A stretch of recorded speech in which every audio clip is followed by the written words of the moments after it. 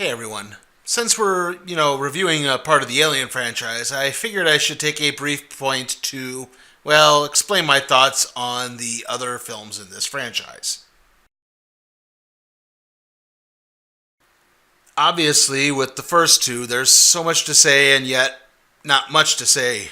I mean, they're both classics. You have Alien with its unique blending of science fiction and horror, and the more action oriented Aliens, which also redefined everything by proving that a female could be an action movie lead.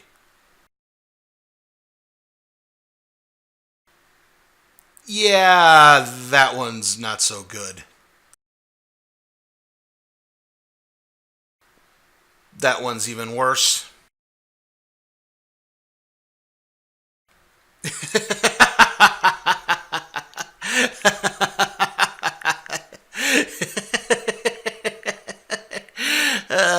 No.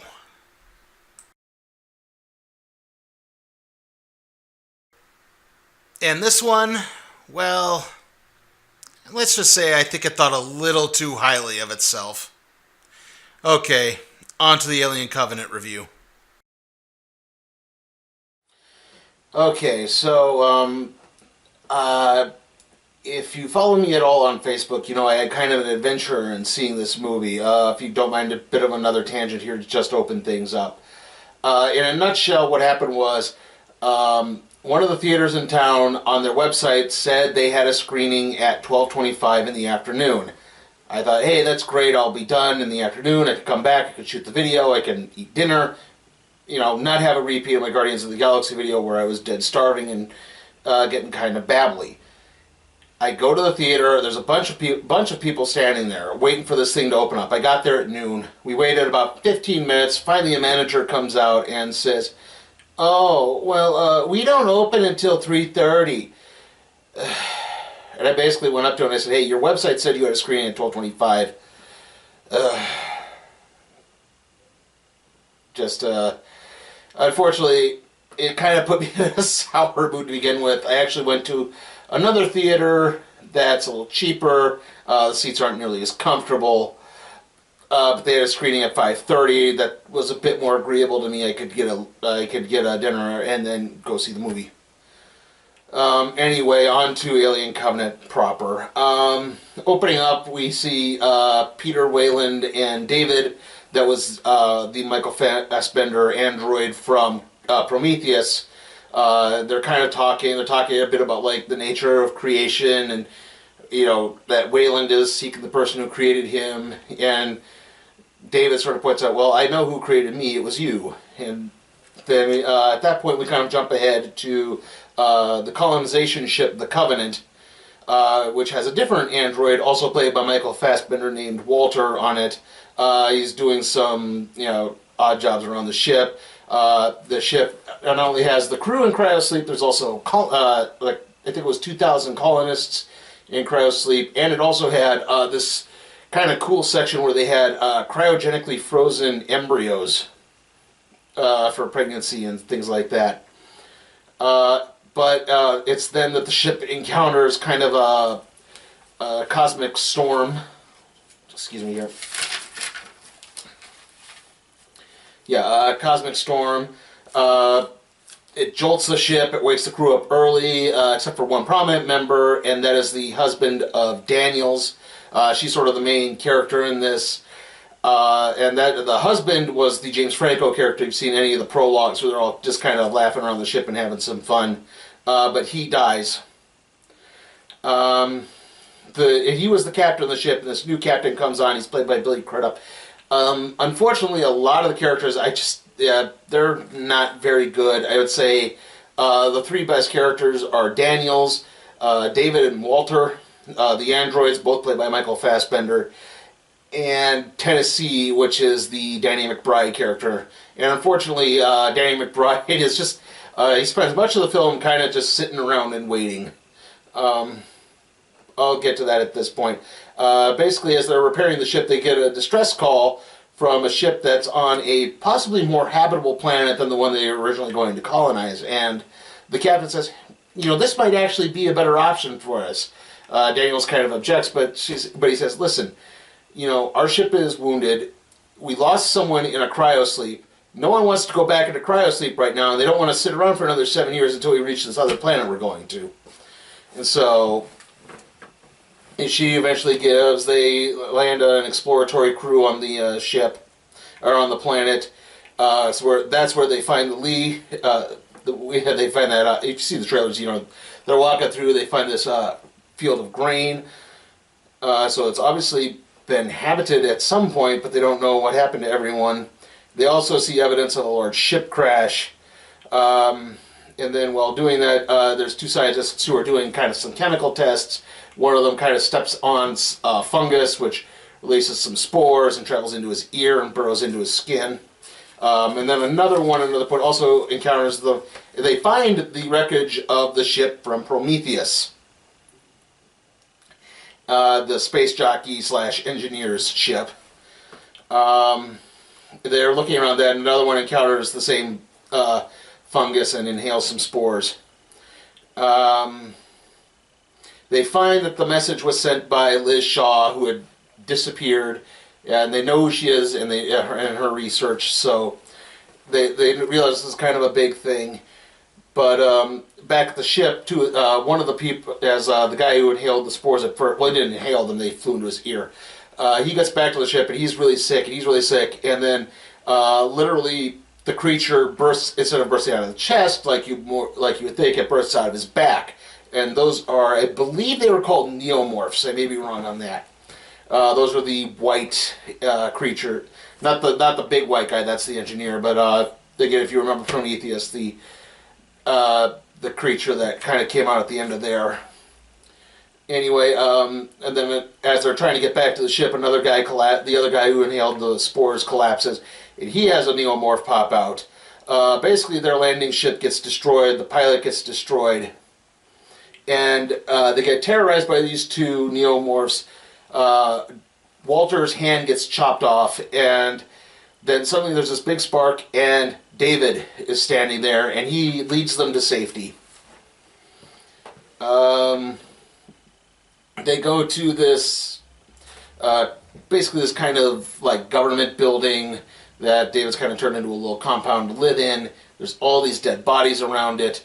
And David explains that Shaw died, their ship crashed, and she died shortly thereafter. Also on the ship there was canisters of this virus that basically went and destroyed all non-botanical life on the planet. Except, it kind of turns out that that's not the case. David has actually sort of gone loopy, which is weird. David was reconstructed by Shaw, but in that time frame he kind of began to want to achieve more. He gained a bit more sentience, basically, and started to, he rebelled. He willingly exposed the planet to the virus, and he killed Shaw because he's been doing some genetic experimentation, and this is where the big reveal is. And I haven't seen any reviews. I do follow a couple of film reviewers on Twitter, Angry Joe and Film Brain Matthew Buck, and they both kind of said that this was and I said they were very upset that this kind of upset the continuity of the Alien franchise, and I said, oh, I wonder, is something going to happen where they reveal someone else was behind this? And yeah, David basically creates the face huggers, and thus, by extension, the xenomorphs, the large, what do you think of when you think of the alien creatures, the large black ones. There are some pretty good points. They're trying to get through a distress call as this is happening, as this is slowly revealed. They're trying to get it, but there's a hurricane blocking it. And this is where the problems are. Like, Danny McBride is pretty good in this movie, but he's basically just sitting up on the ship doing nothing for about 10 to 15 minutes at a time. Just basically, it's like, we should go down there. And someone's like, well, we can't go down there because of the storm. Like, we should go down there. Like, we gotta save them. Yeah, but we can't because of the storm. Yeah, there's kind of a lot of that. There's some interesting interactions, too, between David and Walter.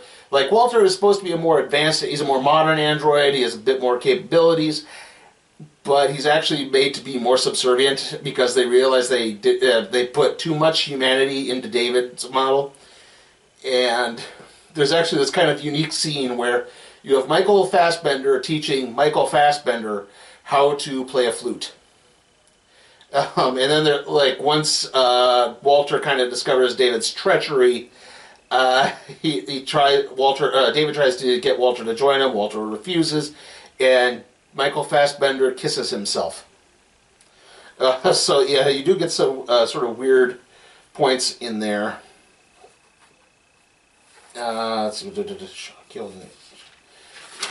Also, yeah, David killed Shaw. I don't think I mentioned that as part of his genetic engineering of his own. Eventually, the remaining, basically other members of the crew get killed off. They're not important. The new captain gets killed off too. He's actually the first one to get hit by a facehugger, and you get a get the xenomorph to come out, burst to the chest. And then a second one gets exposed to a facehugger. It doesn't burst out of his chest until he gets back on the ship, and that's the one that takes out the two people who are doing it in the shower, if you've seen that trailer. They do, eventually Tennessee gets through, rescues Daniels, Walter, and other guy whose name escaped me, that guy with the chest burster in him. They kill the xenomorph that was chasing them. That's the one, again, you see where it's bashing its head into like the windscreen of the ship. They get back onto the Covenant. They discover the new xenomorph. Daniels and Tennessee and Walter work together to funnel the creature out of the airlock. They kill it, and Tennessee and Daniels decide to go back to sleep. But then, basically earlier in the film, Daniels and Walter were talking with each other, and like I said, they were talking with each other, and she talked about how her and her husband, James Franco's character, again, not a very memorable supporting cast in this, unfortunately. James Franco had wanted to build a cabin by a lake, an authentic cabin with actual wood from their terraforming technology that they had. And she crawls in and she asks David, you think you can help me build that cabin? And David just kind of looks like, what are you talking about? And so she realizes, or not Walter, yeah, see, I just spoiled it. Yeah, it's not Walter, it's David. And she realizes, like, no, but then the cryosleep kicks in and she falls asleep. And then David goes over to the embryos, and he puts in two very, very small facehugger eggs. I don't know. And the planet they were going to originally is called Orokai 8, or Orogai. They changed the name, because I think they said Orokai at first, and they may change it to Orogai. Orogai 8. And I think that's basically how it ends. And I think that's where a lot of the problems begin. Obviously, they use a distress beacon at one point for Tennessee to locate them while they're after that storm passes, so that they can be rescued. And obviously, that's probably going to be the beacon that the Nostromo finds in the first Alien. And I think that's, again, where the problem... Now that's, again, where all the continuity gets mucked up. And this is where I could totally understand where someone like Angry Joe is coming from, where he says it goes all over the legacy of this franchise, because, again, it mucks up the continuity so bad. I think this kind of suffers from a lot of the same problems Prometheus had. If you remember my earlier bit there, I said Prometheus thought a little too highly of itself. I think that's the thing. Like, Ridley Scott wanted to make a really great cerebral science fiction film, and there's nothing wrong with making a cerebral science fiction film. That would be fine. In fact, I wonder what the interaction between the two androids was Ridley Scott like trying to maybe work that into the Blade Runner sequel he was briefly developing, and now someone else is working on. Yeah, again, like there is kind of a Blade Runner-esque quality to the androids in this. And like I said, there's some really great camera work, some really great like effects, not effects, like staging, the set designs. I really like the score in this movie too. It was really well done. And that's kind of the same thing with Prometheus, though. It's like he wanted to make this really great cerebral science fiction film, but Alien fans just want an Alien movie. And I think he tried to do a little bit more of both with this, but it still didn't quite work, especially now that you've so mucked up the continuity. Like, where's the space jockey, aka the engineer? Like, the Nostromo was supposed to find an engineer. Apparently, he must have forgotten that. Now, I can... and again, I do have a problem with it being revealed that David essentially created the facehuggers. Yeah, that's not... I don't think that was such a good idea. And I think what fans probably really wanted is a movie, if you're going to do something akin to a prequel, something that took place between Alien and Aliens. Like, maybe what happened to the colony on, is it L388 or LV88? Like, that probably would have been the much better idea for a movie. But for some reason, I guess Ridley Scott just doesn't want to deal with that. And I don't know what he thought of Aliens at all, but I'm guessing he didn't like it because he's desperately... I mean, it's one thing to put Alien 3 and Alien Resurrection out of continuity, but yeah, I guess he really doesn't want Aliens in continuity either. Like I said, I did like a lot of parts of this movie. Like I said, Fassbender is really good as both David and Walter. The actress who plays Daniels, whose name escapes me at the moment, is okay. I don't know why they build Naomi Rapace as being in this movie. She's not in this movie. I mean, all you see is a picture of her and like this weird transmission, because the distress signal she sends out is her rendition of Country Roads by John Denver. I mean, does that really count as an appearance in this? I don't get it. Danny McBride is really good as Tennessee, but again, he's just underutilized, and the rest of the crew are ultimately forgettable. And that's something that didn't happen in Alien or Aliens. And unfortunately, it's kind of happened in every movie since then. So yeah, I guess overall, I'd have to give Alien Covenant probably... I mean, it wasn't that bad a movie. I can't really give it a D. I'm going to give it like a C minus. A C minus. Like, I can't quite go fully into D territory, but I can't quite go into C territory either. So yeah, C minus is what I'm going for on that one. Okay, and now it's trailer time. Our first trailer, and it's a new movie. It's Baby Driver. An interesting sounding movie with a not so interesting name. This is the new Edgar Wright movie. It's about a teenager who kind of becomes a getaway driver for a group of bank robbers, but he really doesn't want anything to do with them. In fact, he's actually like sort of afraid of driving. Like I said, it's an Edgar Wright movie. Edgar Wright did Shaun of the Dead, and Hot Fuzz, and Scott Pilgrim. What's the other one called? Is it The World's End? Anyway, I mean, it looked pretty interesting. I don't know if it's coming out June 28th, and there's going to be a lot of things around that time, too. I need to kind of make sure I know my finances. There's probably going to be something about that coming up. After that, we have Transformers: The Last Night. I wonder if I might be doing a series that might somehow tie into this. That might result in a review of that coming out as well. Okay, after that we have Atomic Blonde, which is the Charlize Theron spy thriller. There's one scene I know a lot of people have been talking about. After that we have The Mummy again. Then we have Dunkirk, the movie by Christopher Nolan about the Battle of, well, Dunkirk. And then last but not least, we have War for the Planet of the Apes. Love the Planet of the Apes movies. I did not see... I loved all of them. I mean, I love Planet of the Apes, the original one. Obviously, I'm not enthused about the remake, but I do own the DVD because that was one of the first like 2-disc DVD sets to come out, and so it was always like, ooh, I can have all those special features. I got to get that. After that, we had, like I said, I love all of the ones from the early days.